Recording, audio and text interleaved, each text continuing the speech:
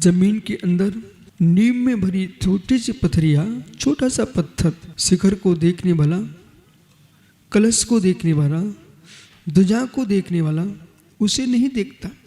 पर सत्य है, यदि नीम के अंदर छोटे कंकड़ पत्थर न रखे जाते तो किसके बल पर कलश आरोहण होता और किसके बल पर ध्वजारोहण होता।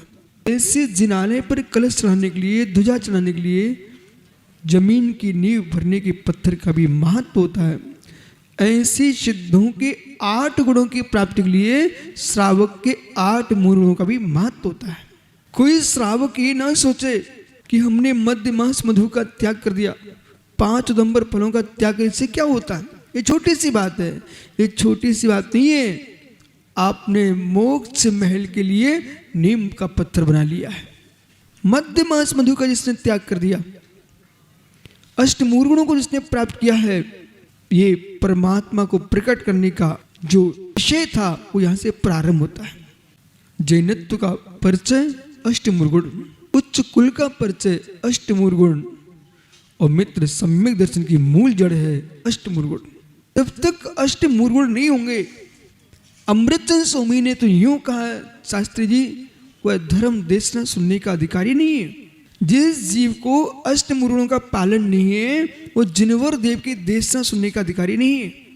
आप एक कलश में पानी भरते हो तो लोटे को साफ करते हो, गंदे कलश में पानी नहीं भरते हो।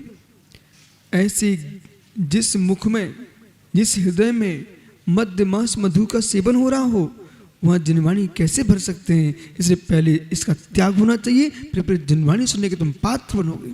सम्यक तत्व की प्रूपणा के लिए, तत्व को निर्णय के लिए जब सिद्धांत शास्त्रों के वाचन की व्याख्या आती है तो वहाँ लिखा वीर सेन स्वामी ने श्री धबला जी में 9वीं पुस्तक में, जो लड्डू, चूरा, मुरमुरा, दिल्ली के मोदक, पूड़ी, हलवा, मावा मिष्ठान खा के आया है, वो व्यक्ति सिद्धांत शास्त्र को सुनने का, पढ़ने का अधिकारी नहीं है। जो प्रमाद में जी रहा हो, ऐसे जीव को सिद्धांतों के पढ़ने का अधिकार नहीं दिया। ध्रुव क्षेत्र काल भाव की शुद्धि पूर्वक ही सिद्धांतों का पठन पाठन होता है।